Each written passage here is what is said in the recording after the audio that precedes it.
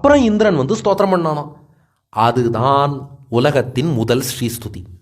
விஷ்ணு புராணத்தில் இருக்குது. மகாலட்சுமியை குறித்து இந்திரன் இயற்றிய அந்த ஸ்தோத்திரம். இந்த ஸ்தோத்திரத்துக்கு என்ன கிரேட்னஸ் அப்படின்னா, இந்த ஸ்தோத்திரத்தை பற்றியே ஸ்ரீஸ்துதியில் ஒரு ஸ்லோகத்தில் தேசிகன் குறிப்பிடுறார். ஆலோக்கியத்வாம் அமிர்த சகஜே விஷ்ணுவக்ஷஸ்தலஸ்தாம் சாபாக்ராந்தா சரணமகமன் சாவரோதா சுரேந்திரா லப்த்வா பூயா திரிபுவனமிதம் லக்ஷிதம் த்வத்கடாட்சைஹி சர்வாகார ஸ்திர சமுதயாம் சம்பதம் நிர்விசந்தி. உன்னருளால் செல்வத்தை பெற்ற இந்திரன் பழையபடி உன்னை ஸ்தோத்திரம் பண்ணணும்னு தாயார்கிட்ட வந்தான். இந்த ஸ்ரீஸ்துதிங்கிறது ரொம்ப வசதி விஷ்ணு புராணத்தில் இருப்பது. இதை வந்து தினந்தோறும் யார் சொல்லிகிட்டே இருக்காளோ அவாத்துக்கு லக்ஷ்மியோட அக்கா வரவே மாட்டாளாம். அப்படிப்பட்ட பெருமை இந்த ஸ்துதிக்கு உண்டு. லக்ஷ்மியும் அடுத்த 3 தலைமுறைக்கு அந்த திருமாளிகையை விட்டு நகரவே மாட்டாளாம். எங்கே தினந்தோறும் இந்த ஸ்ரீஸ்துதி காலை மாலை சொல்கிறாளோ அவான்னு இல்லை, அவளுக்கு அடுத்த 3 தலைமுறைக்கும் லக்ஷ்மி அங்கேயே எழுந்தருளி இருப்பாள்னு இருக்குது.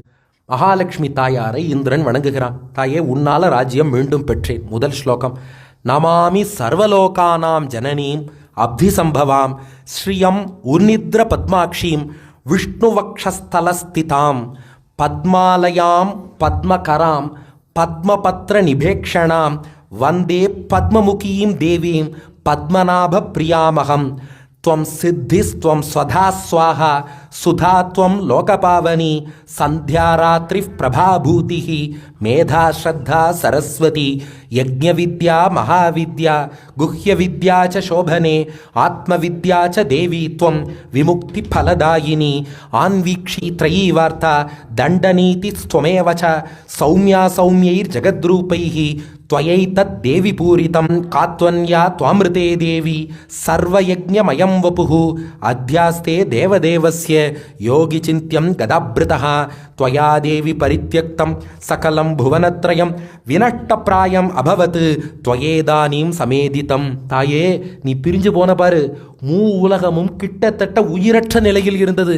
நீ அமுதமாக வந்து இப்போது உலகங்களுக்கும் உயிர் தந்து விட்டாய். நீ எங்களுக்கு கட்டாட்சம் பண்ணா. தாராஃப் புத்ராஸ் ததாகார சுகிருத்தான்ய தனாதிகம் பவத்யேதன் மகாபாகே நித்யம் த்வத் வீக்ஷணாத் நிருணாம். தாயாருடைய கட்டாட்சம் இருந்தால் நமக்கு நல்ல இல்வாழ்க்கை அமையும், குழந்தைகள் பிறப்பார்கள், நல்ல வீடு கிடைக்கும், நல்ல நண்பர்கள், தானியங்கள், செல்வம், இது அத்தனையும் கிடைக்கும். சரீராரோக்கியம் ஐஸ்வர்யம் அரிபக்ஷய சுகம் தேவித்வத் திருஷ்டிதிஷ்டானாம் புருஷானாம் நதுர்லபம். நல்ல சரீர ஆரோக்கியம், உடல் வலிமை, அத்தோடு ஐஸ்வர்யம், எதிரிகளை வீழ்த்தக்கூடிய ஆற்றல், சுகம், இது அத்தனையும் கட்டாட்சம் இருந்தால் கிடைக்கும். திருட்டி திருட்டானாம்.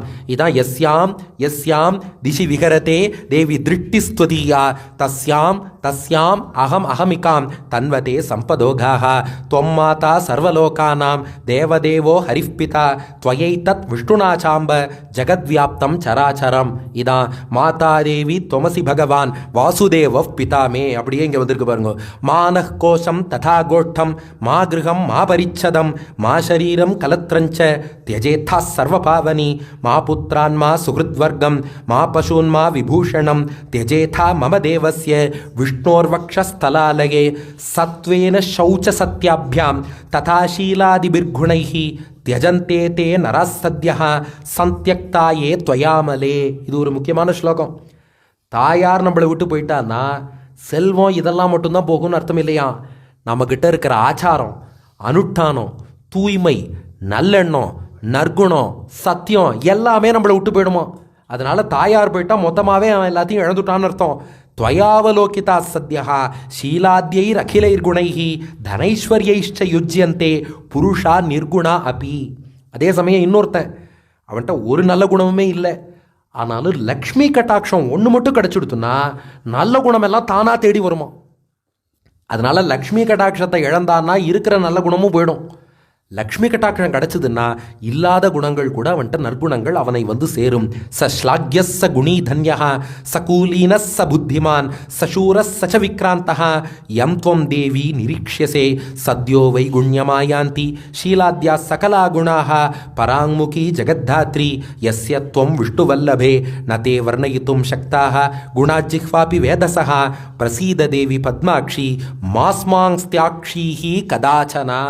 தாயே, உன்னை முழுசாக உன் குணங்களை சொல்லி வர்ணிக்கணும்னா அது பிரம்மாவாலேயோ ரிஷிகளாலேயோ கூட முடியாது. இந்த இந்திரனால் சத்தியமாக முடியாது, நம்மளாலேயும் நிச்சயமாக முடியாது. ஆனால் ஒன்று நாங்கள் மனசார பிரார்த்திச்சுக்கிறோம், இனிமே எங்களை விட்டு நீ போகவே கூடாது. இந்திரனும் வேண்டாம், நாமும் வேண்டாம். இது ஏதோ துர்வாச சாபம் ஏதோ ஆயிடுத்து, ஆனால் இனி எங்களை எக்காரணம் கொண்டு நீ விடக்கூடாதுன்னு பிரார்த்தனை பண்ணாமா. இந்த முதல் ஸ்ரீஸ்துதியை கேட்டு தாயார் ரொம்ப திருவுள்ள உகந்து இந்திரனை பார்த்து சொல்கிறா, பரிதுஷ்டாஸ்மி தேவேஷா ஸ்தோத்ரேன அனேன தேஹரே வரம் விருணீஸ்வ யஸ்விஷ்டோ வரதாகம் தவாகதா. நான் வரம் கொடுக்கத்தான்ப்பா வந்திருக்கேன், கேளு இந்திரா, உனக்கு என்ன வரம் வேணும்னு கேட்டான். இந்திரன் 2 வரம் கேட்டான். முதல் வரம் திரைலோக்கியம் ந துவயாத்தியாஜ்யம் ஏஷமேஸ்து வரப்பரஹா. முதல் வரம், இனி நீ உலகத்தில் எந்த இடத்தையும் விட்டுட்டு போகக்கூடாது. உலகம் எங்கும் நீ நிறைந்திருந்து எல்லாருக்கும் மங்களங்களை கொடுக்கணும். மங்களம் மங்களானாம்னு எல்லாருக்கும் எல்லா மங்களங்களையும் கொடு. 2வது வரம், ஸ்தோத்ரேண ஸ்ததைத்தேன துவாம் ஸ்தோஷ்யதி அபிசம்பவே சத்வயான பரித்தியாஜ்யா த்விதீயோஸ்து வரோமமா. இது முக்கியமான வரம். இது என்னன்னா, காலையும் மாலையும் யார் ஒருவர் இந்த ஸ்தோத்திரத்தை சொல்லி உன்னை வணங்குறாளோ அவளையும் நீ என்னைக்கும் விட்டுட்டு போகக்கூடாது. முதல் வாரம் என்னுடைய ராஜ்யம் உலகத்தை விட்டுட்டு போகக்கூடாது. 2வது வாரம் காலை மாலை இந்த ஸ்துதியை யார் சொல்கிறாளோ அவாத்தை விட்டுட்டு நீ என்றைக்குமே போகக்கூடாதுன்னா அப்படியே இருந்து அனுகிரகம் பண்ணுறேன்னு தாயாரும் சொன்னார்.